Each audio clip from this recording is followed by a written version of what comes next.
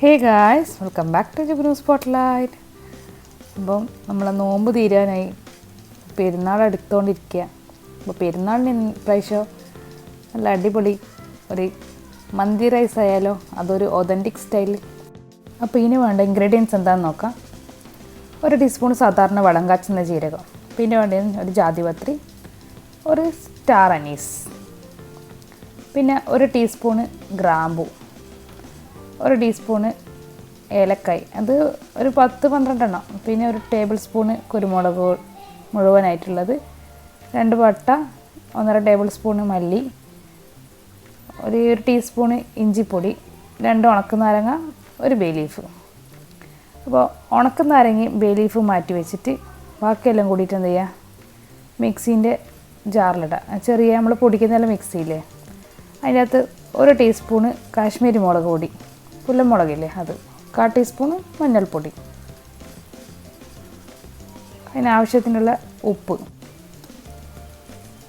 പിന്നെ വേണ്ടതെന്ന് കുങ്കുമത്തിൻ്റെ വെള്ളം. ഒരു പാത്രത്തിൽ കുങ്കുമം ഇട്ടിട്ട് എന്ത് ചെയ്യുക, നല്ലോണം കലക്കിയിട്ട് അതിൻ്റെ പകുതി ഒരു 1.25 കിലോ ചിക്കൻ ഉണ്ടാവും, അതിൻ്റെ ഉള്ളിൽ ഒഴിച്ച് കൊടുക്കുക. ഇത് നമ്മൾ NKന്ന് വാങ്ങിയതാണ്. തൊലിയോടുള്ള ചിക്കനാണെങ്കിൽ നല്ല ടേസ്റ്റ് ഉണ്ടാവും. അപ്പോൾ നമ്മളെന്ത് ചെയ്യുക, ബ്ലെൻഡ് ചെയ്ത പൗഡറല്ലേ, അതെന്ത് ചെയ്യുക, പകുതി എന്ത് ചെയ്യുക, അതിൻ്റെ ഉള്ളിൽ ഇട്ട് കൊടുക്കുക. എന്നിട്ട് നല്ലോണം മാഗ്നേറ്റ് ചെയ്യാൻ പറ്റും. പകുതി നമുക്ക് റൈസ് ആക്കുമ്പോൾ ആവശ്യമുണ്ട്. അപ്പോൾ അതവിടെ മാറ്റി വെക്കുക. അപ്പോൾ ഏകദേശം നമുക്ക് മനസ്സിലാവുമല്ലേ പകുതി എത്രയാണെന്നുള്ളത്. നല്ല മസാലയിലിട്ട് പരക്കിയിട്ട് നമ്മൾ ചിക്കൻ സ്റ്റോക്കില്ലേ, അതെന്ത് ചെയ്യുക, ഒന്ന് നല്ലോണം എന്ത് ചെയ്യുക, കൈയോട് പൊടിച്ചിട്ട് അതിൻ്റെ ഉള്ളിൽ ഇട്ട് കൊടുക്കുക. ഇത് നമ്മൾ ഇടുമ്പോൾ ചിലത് മിക്സ് ആകാൻ കുറച്ച് പണിയായിരിക്കും. അപ്പോൾ നല്ലോണം പൊടിച്ചിട്ടിട്ട് വെക്കുക. പിന്നെ ഒരു നാരങ്ങ ഫുള്ളായിട്ട് ഉള്ള കുറച്ച് വലിപ്പമുള്ള സാധാരണ നാരങ്ങ, അങ്ങനെയുള്ളൊരു നാരങ്ങ എന്ത് ചെയ്യുക, നല്ലോണം പിഴിഞ്ഞിടുക. പിന്നെ 2 ടേബിൾ സ്പൂണ് ഒലീവ് ഓയിലോ വെജിറ്റബിൾ ഓയിലോ സൺഫ്ലവർ ഓയിലോ ഏതെങ്കിലും ഒരു ഓയിലിട്ടിട്ട് നല്ലോണം എന്ത് ചെയ്യുക, മാഗ്നേറ്റ് ഫ്രീസറിൽ ഫ്രിഡ്ജിലോ 2 മണിക്കൂർ വെച്ച് കൊടുക്കുക. നല്ലോണം ഈ മസാല എല്ലാം പിടിക്കുന്ന വരെ. എന്നിട്ട് വേണ്ടതെന്ന് വെച്ചാൽ നമ്മളിത് ആവിയിലാണ് ഇത് വേവിച്ചെടുക്കേണ്ടത്.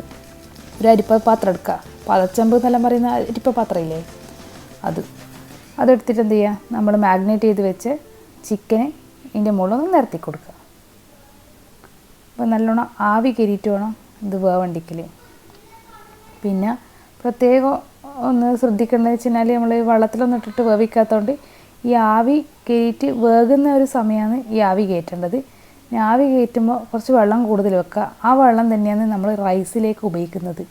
അപ്പോൾ അതിന് നല്ല ഫ്ലേവർ ഇറങ്ങും. അപ്പോൾ ബാസ്മതി റൈസാണ് എടുത്തിട്ടുള്ളത്. 3.5 ഗ്ലാസ് ബാസ്മതി റൈസ് അരമണിക്കൂർ എന്ത് ചെയ്യുക, കഴുകിയിട്ട് കുതിർത്തി വെക്കുക.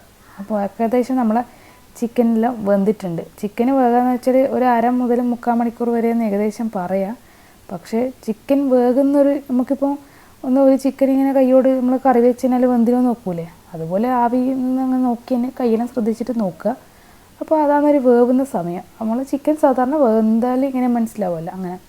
എന്നിട്ട് ജസ്റ്റ് എന്ത് ചെയ്യുക, ഒരു പാൻ എടുത്തിട്ട് ബട്ടർ ഇട്ടിട്ട് എന്ത് ചെയ്യുക, ഒന്ന് പൊരിച്ച് എടുക്കുക. പൊരിക്കുക എന്ന് പറഞ്ഞാൽ ജസ്റ്റ് ഒരു പൊരിക്കലാണ്. കാരണം ഇത് വെന്തിന് ജസ്റ്റ് ഒന്ന് പൊരിഞ്ഞിട്ടേ വേണ്ടൂ.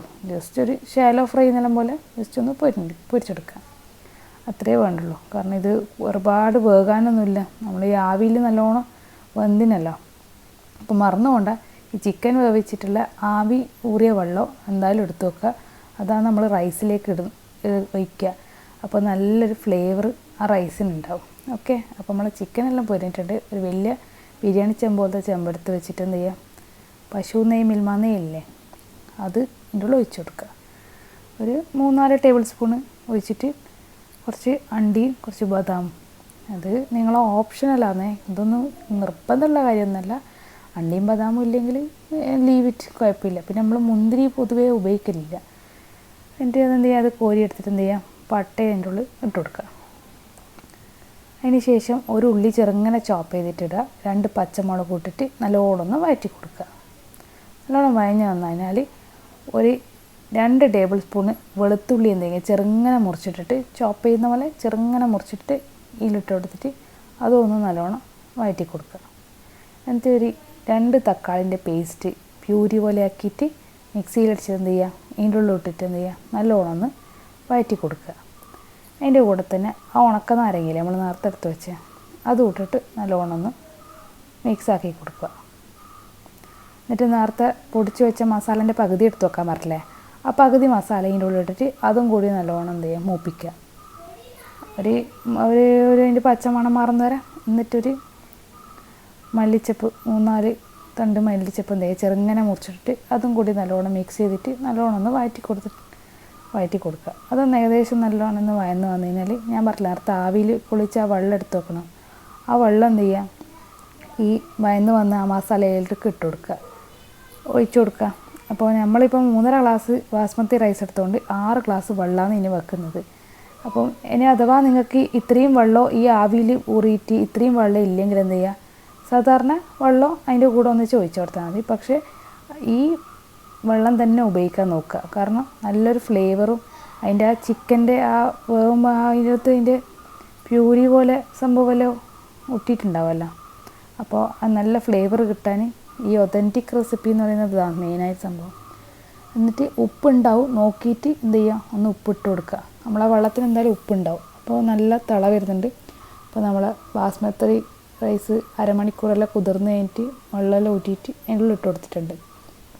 എന്നിട്ട് നല്ലോണം മിക്സ് ആക്കിയിട്ട് ഉപ്പെല്ലാം ഉണ്ടോ നോക്കിയിട്ട് ഇല്ലെങ്കിൽ എന്ത് ചെയ്യുക, അതിനാവശ്യമുള്ള ഉപ്പും കൂടി ഇട്ടിട്ട് ഹൈ ഫ്ലെയിമല്ല, high to medium flame, high ഫ്ലെയിമല്ല, ഒരു മീഡിയം ഫ്ലെയിമിലും വെച്ചിരും. ഏകദേശം നമ്മളെ റൈസെല്ലാം റെഡി ആയിട്ടുണ്ട്.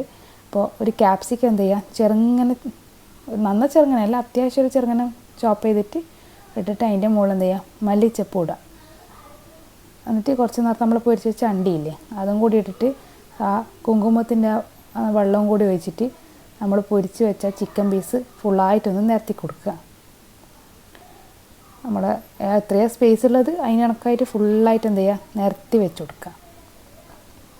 ഇത്രയേ പണിയുള്ളൂ. ഇനി ഇതെല്ലാം നിരത്തി വെച്ച് കഴിഞ്ഞാൽ അടുത്ത പണിയെന്ന് വെച്ച് കഴിഞ്ഞാൽ നമുക്ക് മന്തി എന്ന് പറഞ്ഞാൽ കുയിലാക്കുന്നത് അതിൻ്റെ ഒരു പിന്നെ കനലിൻ്റെ ചൊയയും വേണം. അപ്പോൾ എന്ത് ചെയ്യുക, നമ്മൾ കനൽ ആക്കണം. അതിന് AYASIA എന്ന് പറഞ്ഞ ഒരു കമ്പനീൻ്റെ മന്തിക്കരിയാണ് ഞാൻ വാങ്ങി. ഈ കൈക്ക് മന്തിക്കരി തന്നെ ഇനി പറയാം, നല്ല മന്തിക്കരി എന്ന് പറഞ്ഞിട്ട് തന്നെ കിട്ടും. അപ്പോൾ ഇതെവിടെ കിട്ടുക കണ്ണൂർ എന്നുള്ളത് അവരെ നമ്പർ ഞാൻ ഡിസ്ക്രിപ്ഷനിൽ കൊടുക്കുക. അപ്പോൾ എന്ത് ചെയ്യുക മന്തിക്കരി എന്ന് പറഞ്ഞിട്ട് ആ ഒരു പീസ് മാത്രം കിട്ടുകയും ചെയ്യും.